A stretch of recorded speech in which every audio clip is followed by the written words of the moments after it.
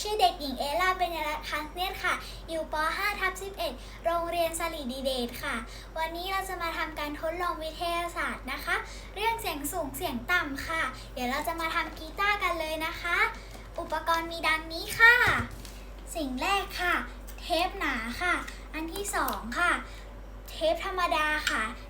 อันที่3ค่ะ กระดาษห่อของขวัญค่ะ อันที่4ค่ะ ยาง4เส้นนะคะ อันที่5ค่ะ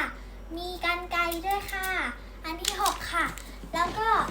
กล่องพัสดุธรรมดาค่ะ วิธีทำนะคะ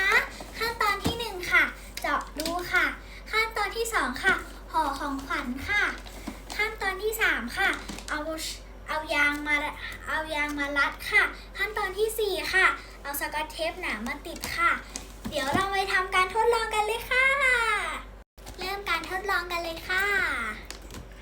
นี่ค่ะแล้วก็ปะเทปหนากันเลยนะคะ เส้นที่1ค่ะสั้นสุดค่ะ เส้นที่2ยาวกว่าเส้นที่1นะคะ เส้นที่3ยาวกว่าเส้นที่2และเส้นที่4ยาวกว่าเส้นที่3ค่ะ เดี๋ยวเรามาดีดให้ฟังกันเลยนะคะ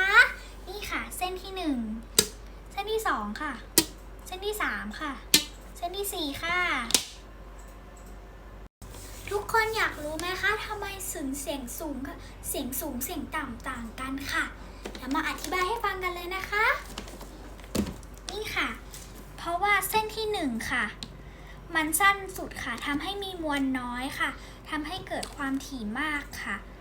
ทำให้มีเสียงสูงหรือเสียงแหลมค่ะเรามาเปรียบเทียบกับเส้นที่4นะคะที่มันยาวมากค่ะแล้ว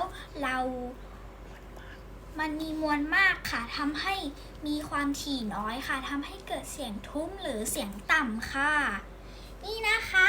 ผลงานกีตาร์ของพวกเราค่ะขอบคุณที่รับชมนะคะสวัสดีค่ะ